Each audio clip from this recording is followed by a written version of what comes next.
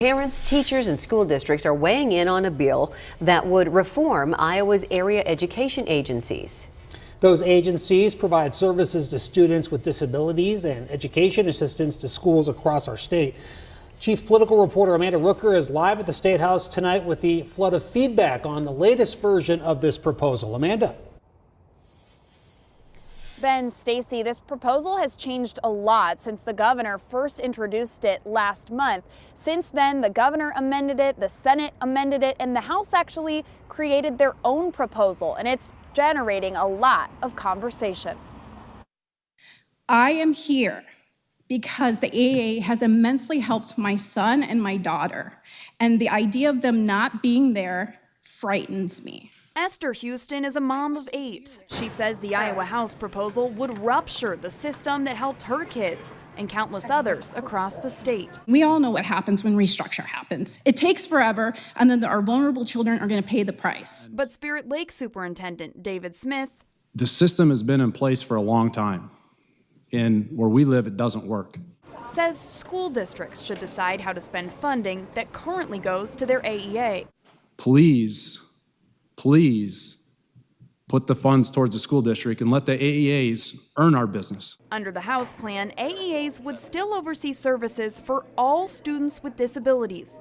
But school districts would get full control of funding for general education and media services, things like mental health support, libraries, and academic consultants. Some superintendents say that will help them better serve their students. We support the proposed changes ultimately because if our district has control over the funds that go to the EA, we are going to be able to provide more services rather than less services. But if schools don't purchase those services at the start of the year, they won't get them, including emergency support. 48 days ago, I went to Perry. Stacy Warren is one of many AEA staff who responded to the deadly shooting at Perry High School.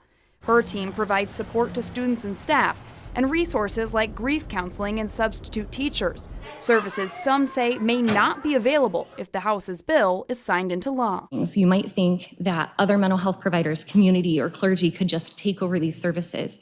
But what I'll tell you is who's going to go to the school and say, did you remember to turn off attendance so that the student who died doesn't get their parent emails to say that they're not going to be here today? We do those things. Another thing in this House plan, it would shift ultimate authority and oversight to the director of the Department of Education. And the House says they are going to listen to that feedback they heard tonight and make further changes to the bill. But another big thing to note here, the Iowa Senate has their own version of an AEA reform plan, and it's very different. It gives schools 90% of special education funding, and they could choose whether or not to keep contracting with AEAs. It also has different funding breakdowns for those general education services. And the House and the Senate will have to find some agreement and come up with one plan if they want AEA reform to pass to go to the governor's desk to be signed into law this year. Live from the State House, Amanda Rooker, KCCI 8 News, Iowa's news leader.